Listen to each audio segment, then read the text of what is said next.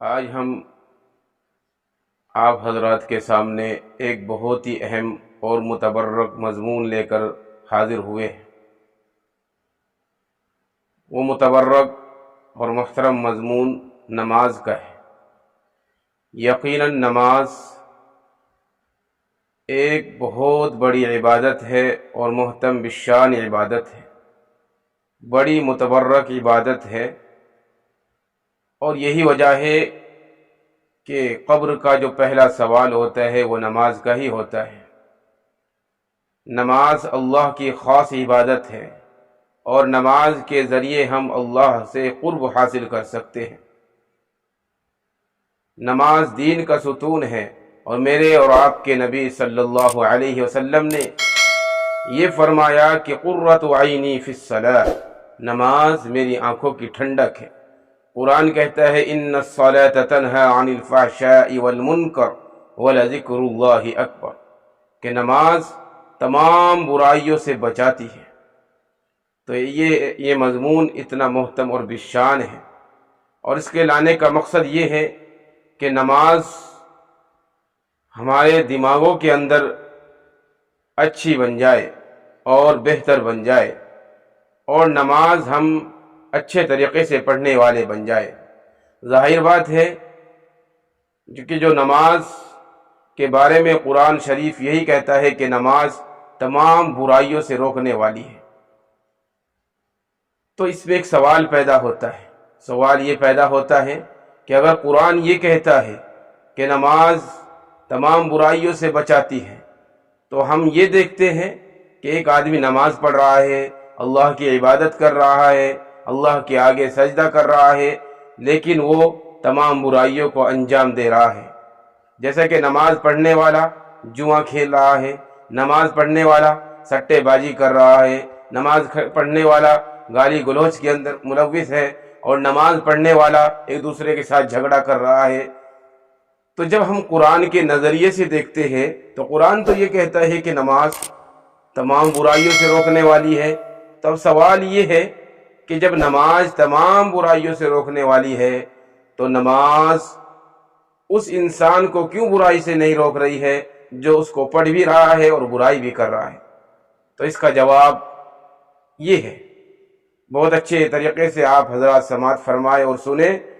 بہت دل لگی کے ساتھ سنیں، کیونکہ یہ نماز کا مسئلہ ہے۔ تو اس کا جواب یہ ہے کہ اگر کوئی آدمی نماز پڑھ رہا ہے اور نماز پڑھنے کے بعد بھی برائیوں سے نہیں بچ رہا ہے، تو اس کا جواب یہ دیا جاتا ہے کہ ہم جو نماز پڑھ رہے ہیں وہ نماز اس طرح کی نماز نہیں پڑھ رہے ہیں جس طرح اللہ تبارک و تعالی ہم سے چاہتے ہیں، اور جس طرح میرے اور آپ کے نبی صلی اللہ علیہ وسلم ہمیں سکھا کر چلے گئے ہیں۔ یعنی جو نماز کا حق ہے ہم نماز کا حق ادا نہیں کر رہے ہیں، صرف ایک نماز ہم پڑھ رہے ہیں، ایک فریضہ ہم ادا کر رہے ہیں، لیکن جو نماز کے تقاضے ہیں ان کو پورا نہیں کر رہے ہیں۔ تو برائیوں سے بچنے والی نماز اور برائیوں سے بچانے والی نماز کون سی ہے؟ جو ہم بالکل اس طریقے سے پڑھیں گے جس طرح نماز کا حق ہے، پورے خشوع و خضوع کے ساتھ پڑھیں گے، پورے دل لگی کے ساتھ پڑھیں گے، اور ہم اس طریقے سے پڑھیں گے گویا اللہ ہمیں دیکھ رہا ہے یا ہم اللہ کو دیکھ رہے ہیں۔ جب یہ کیفیت ہماری نماز میں ہوگی تو پھر وہ نماز ہمیں برائیوں سے روکنے والی بن جائے گی۔ اگر ہماری یہ کیفیت نہیں ہے، ہم نماز کے لیے کھڑے ہیں لیکن ہمارے دل کے اندر دوسروں کی برائیاں پیدا ہو رہی ہے، دوسروں سے جلن اور حسد ہو رہا ہے، اور دوسروں کے گالی گلوچ دینے کو من کر رہا ہے، تو پھر وہ نماز ہمیں برائی سے نہیں بچا سکتی۔ ہاں، اتنا ہو سکتا ہے کہ ہم فریضہ ادا کر رہے ہیں، فریضہ ادا ہو گیا، 5 وقت کی نماز ہمارے اوپر فرض ہے تو فریضہ ادا ہو سکتا ہے، لیکن اگر ہم یہ چاہتے ہیں کہ برائیوں سے روکنے والی نماز ہماری بن جائے اور ہم برائیوں سے رک جائے نماز پڑھ کر، اور ہم اپنے نبی صلی اللہ علیہ وسلم کی آنکھوں کو ٹھنڈک پہنچائے نماز پڑھ کر، تو ہمیں وہ نماز پڑھنی پڑے گی جو قرآن سکھاتا ہے، جو اللہ کے نبی کی تعلیمات ہمیں سکھاتی ہے، جو ہمارا مذہب، ہمارا اسلام ہمیں بتاتا ہے، اور جو اللہ تبارک و تعالی ہم سے چاہتا ہے ہم اس طریقے کی نماز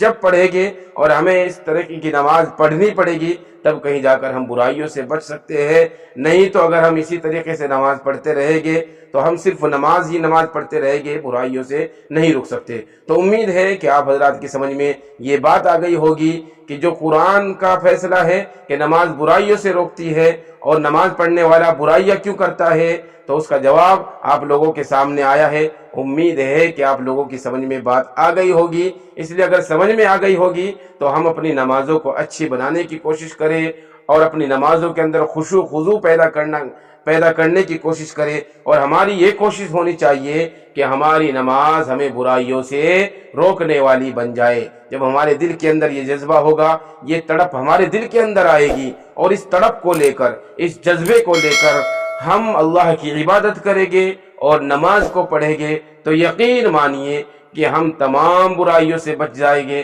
تمام مشکلات سے بچ جائیں گے، تمام پریشانیوں سے ہم بچ جائیں گے، تمام بیماریوں سے ہم بچ جائیں گے، اور جب ہم ان تمام چیزوں سے بچ کر اپنی زندگی کو گزاریں گے تو یقین جانیے ہماری زندگی کامیاب ہو جائے گی اور ہماری زندگی کامران ہو جائے گی۔ اللہ تبارک و تعالی ہم سب کو عمل کی توفیق عطا فرمائے اور ہماری نمازوں کے اندر خشوع اور خضوع پیدا فرمائے، اخلاص پیدا فرمائے، اور کسی بھی ہم نماز پڑھتے ہیں اللہ تبارک و تعالی اپنی بارگاہ کے اندر قبول فرمائے۔